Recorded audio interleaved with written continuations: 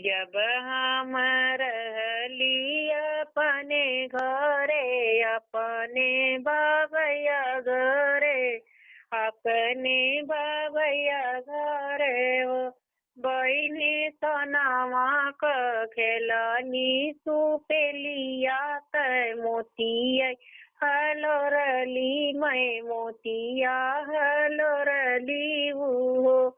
जब हम अइली अपने घरे, अपने ससुर घरे, अपने ससुर घरे हो। बहिनी जरी जरी भैली कोई लरियात, जनी है नारायण, जनी है नारायण हो। इतनी बचन राम सुनन, सुनहि नाही पवन, सुनहि नाही पावन हो। राम धई बहिया घर से निकलना, त गढ़ुए गर्भ से ही, गढ़ुए गर्भ से ही हो। एक बना गई दूसरे बनाय, तीसरे बने औरी तीसरे बन हो।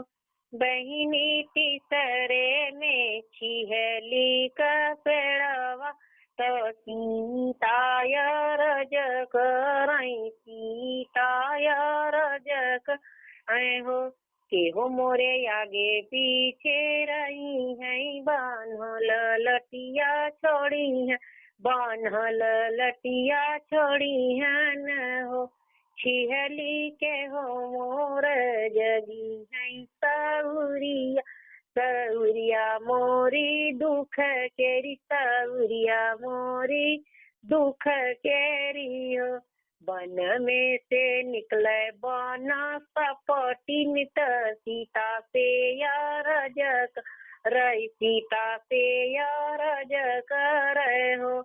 हम तोरे आगे पीछे रह बई, बान्हल लटिया छोड़, बान्हल लटिया छोड़ बऊ।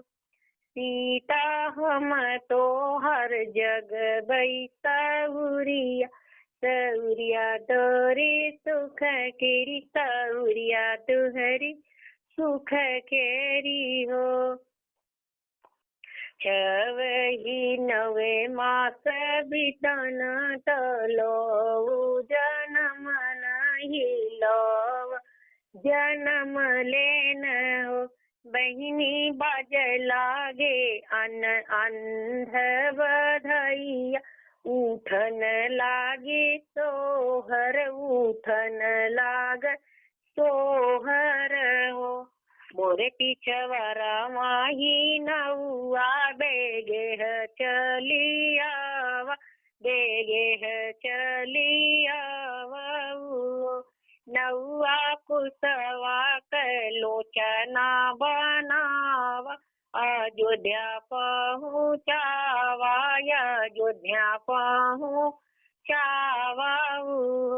पहिला लोचन राजा दशरथ, दूसरा कौशल्या रानी, दूसरा कौशल्या रानी हो। नौआ तीसरा लोचन लक्ष्मण देव, रमैया पापी नहीं जान, रामैया पापी नहीं जाने हो।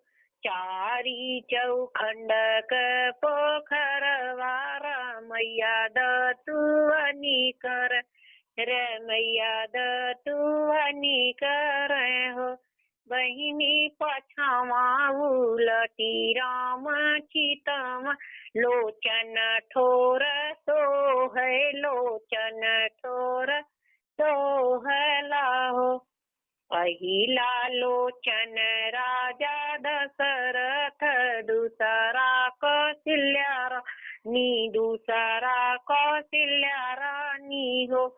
सीता तीसरा लोचन लक्ष्मण देवर, रमैया पापी नहीं जाने, रमैया पापी नहीं जाने हो।